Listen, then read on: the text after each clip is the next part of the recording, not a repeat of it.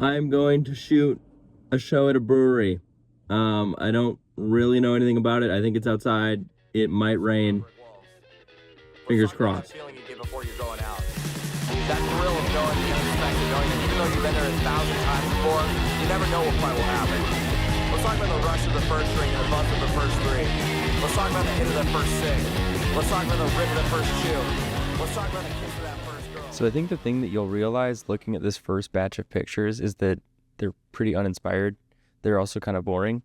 And that's okay. You know, I felt like it took me the first half of the set to kind of like get into the groove and understand that the lighting kind of sucked and that I had to work around that. But you'll see in a second that I feel like I kicked it into gear during the second half of the set and ultimately walked away with some stuff I was really happy with. And I think it's just a testament to like, you need to learn the environment, you need to try things out, you need to experiment, you need to move, and you can't just hope that the good shots come to you.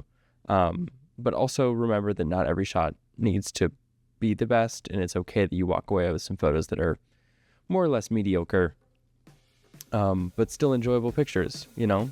So let's jump into the next set. I think you'll like them.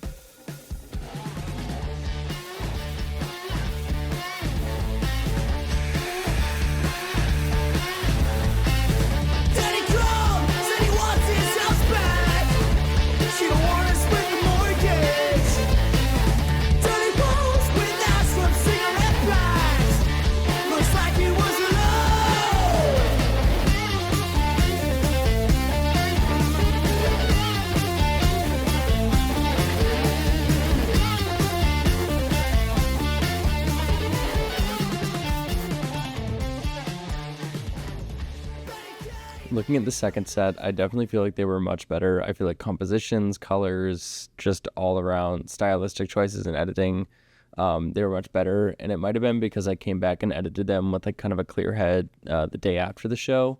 I wasn't so tired and like focused on, oh, you know, got to get these photos off my SD card.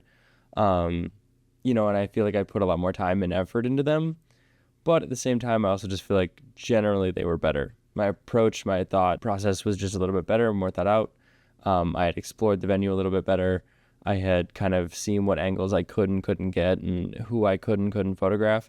And ultimately that just led to a better result. But I will say without that first half kind of just being like figuring out shots and being like, oh, these are not great, I don't think I would have ended up with the better shots in the, you know, latter half. I do want to say though that I feel like maybe it was something to do with the lighting, because when I first got there, it was light outside and you could see the light in the windows and it was just a weird backlight on them. But once it kind of got darker, it was a lot easier to photograph them and kind of play with the light. I'm someone who loves like colored light in my like concert photography. It makes my job a lot easier to make photos look interesting. But I have no idea. I couldn't really tell you. I just do this for fun. But yeah, basically to the point of this video, you know, the photos that you take don't have to be perfect.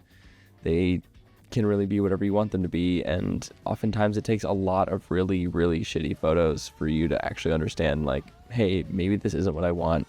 And maybe I need to try something new. So I hope, you know, you took something away from this, or at a minimum, you liked seeing some pretty photos flash in front of your eyes.